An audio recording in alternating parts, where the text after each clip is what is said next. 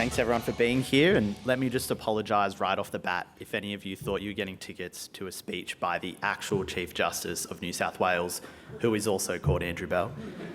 I'm told that the organisers initially wanted him here today until they heard his rant about the PLT, and they realised it wouldn't be smart to let him know about a second overpriced Law Society invention.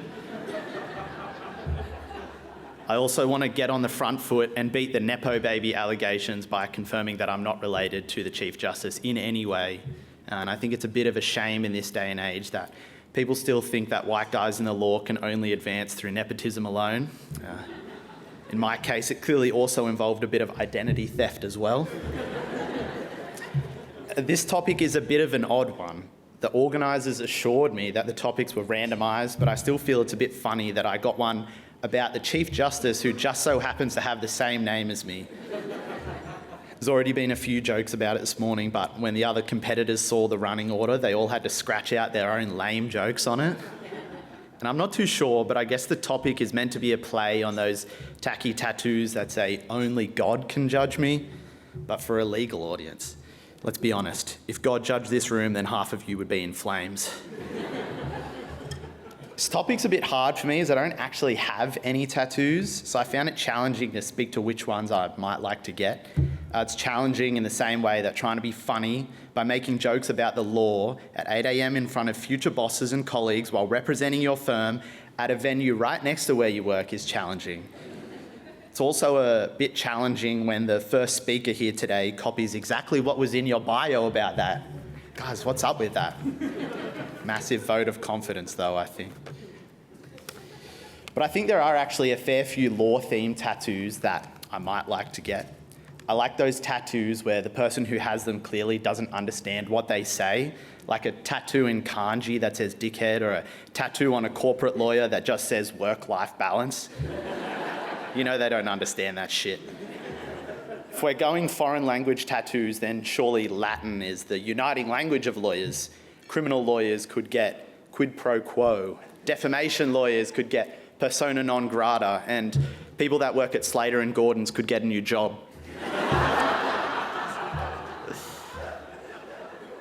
For those who don't know, I actually worked in the criminal law while I was going through university. Funny thing with criminals is that they actually get tattoos for the particular crimes they've committed, like a teardrop under the eye if you've ever killed someone. We once had an absolute stone-cold killer as a client, and he had 3 teardrops underneath his eyes. I haven't seen fake tears on someone so remorseless since the Aaron Patterson trial. So if lawyers want to be more like their clients, then maybe we could get some law-themed tattoos for all the immoral things that we do. Maybe a little clock under our eye for every one of us who's ever fudged our timesheets. Maybe a dollar sign on the back of our hand for everyone who's ever misused some trust funds. And maybe a tattoo of a dead man's prosthetic leg filled with beer for every lawyer who has wasted countless time and money pursuing a futile defamation case to save the reputation of a legally certified war criminal. Be honest, we've all done a bit of that.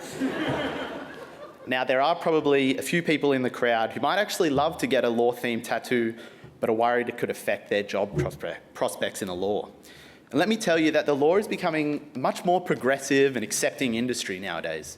As long as you're willing to always be online, do the job of 2 people for the pay of half a person, and work 18-hour days, including weekends, then I'm sure your boss won't mind you having a tattoo. Could even be a fun bonding experience to take the whole team out to get a tattoo. Seniors could get the blindfolded Lady Justice, and the juniors could get a massive pair of handcuffs tattooed on them. Symbolic stuff. Now, it's only natural that in writing this speech, I've done a lot of thinking about what law-themed tattoos I might want to get. And in doing my research, I came across an option that I really like.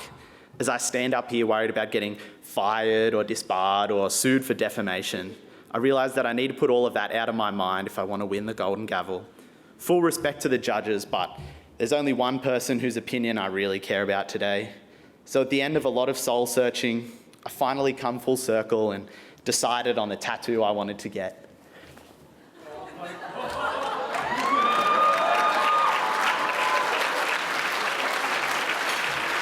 Thanks, everyone.